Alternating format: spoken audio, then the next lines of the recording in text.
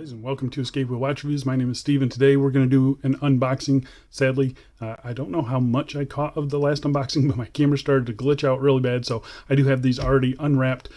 This one I actually have unwrapped. This one I still haven't opened yet, so let's get into this here. But yeah, you open it up. This is a new Farasute box here. It's got the Farasute up here, but you can see today we are looking at the FPJO Homage. I don't know the reference of this one. I will pop it up on screen over here, but I really do like the original watch. I like this one as well. So yeah, really excited to get this one on the channel for you guys. I went with the white colorway here. Getting up real close. I already have the plastic already off of it, so hopefully my camera doesn't glitch out again. But you can see here, fully polished case. It looks like really nice sapphire crystal, slightly domed as well. Here's a good look at the dial. So we have this nice texture in the middle and a smoother painted outer. We have blue numerals on this one, blue painted hands. They aren't like heat blued or anything, they're just painted blue. So nice and contrasty, really nice and thin as well. And then you can see here a beautiful movement in the back. This is a Hangzhou movement. I believe it's a Hangzhou 5000 something or other. I will get all the specs for it in the full review, but I mean, just look at the finishing on that. It looks very nice. I believe, you know, you can get these for $250-ish, something like that. I know in the US they really hit us bad with tariffs, and they're like $400 or something like that. So hopefully you guys can not get hit with as much tariffs as we are. But yeah, here's the watch. It looks really, really good. Very cool crown as well.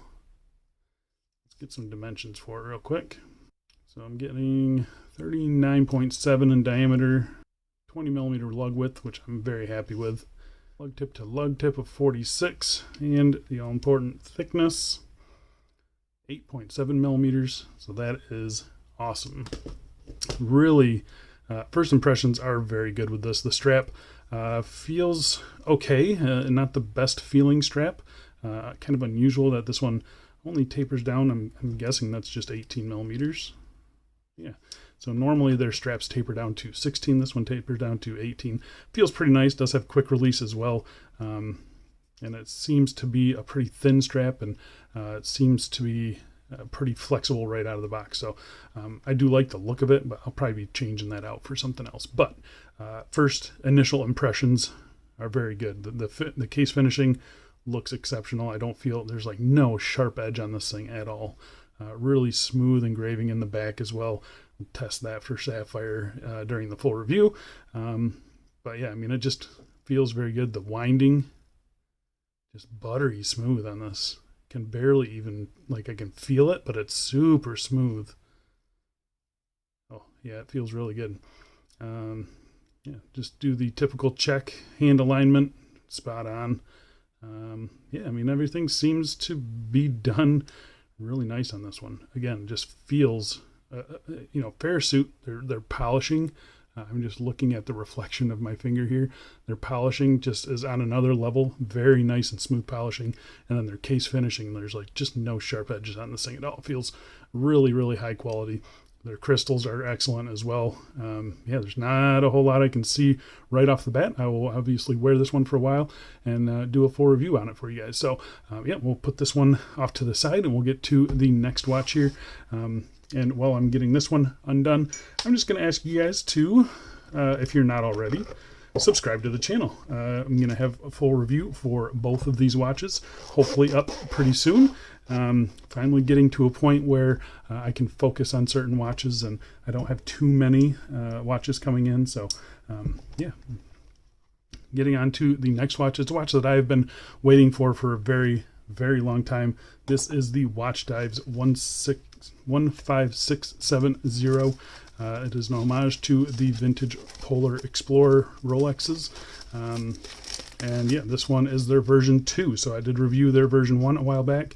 They went out and they redid it, and this is what they came up with. It's a smaller case, it's a thinner case, and yeah, they kind of reworked everything on it. So yeah, I'm really looking forward to this one. First initial impressions on it. It's looking very, very good. So I'm going to get the plastic off of it and we'll get to the dimensions and such. All right, here we go. Got it all unboxed, unwrapped, whatever.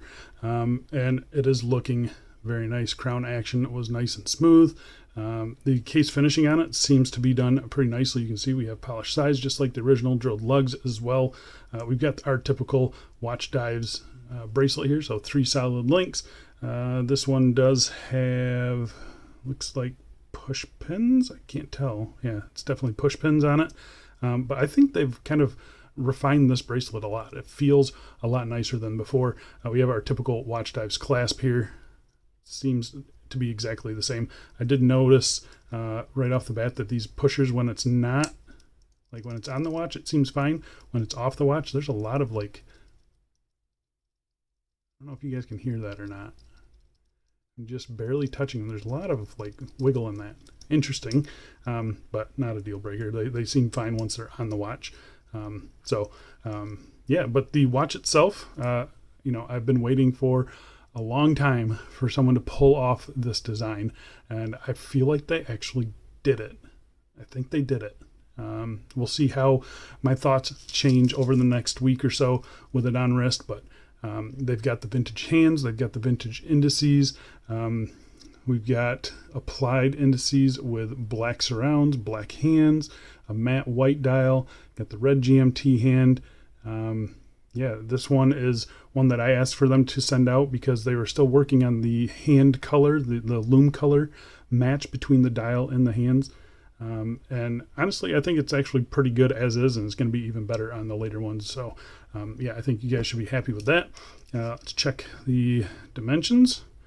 38 at the bezel, which is interesting. I think the original is a little bit bigger than that.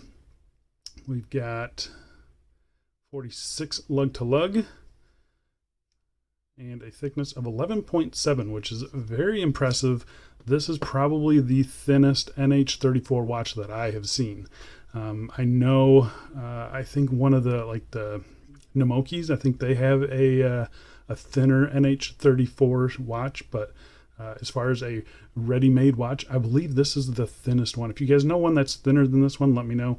But yeah, this one is very impressive, even with a flat crystal there. So you can see there's the side profile, looks pretty darn good. Signed crown looks good. Simple case back.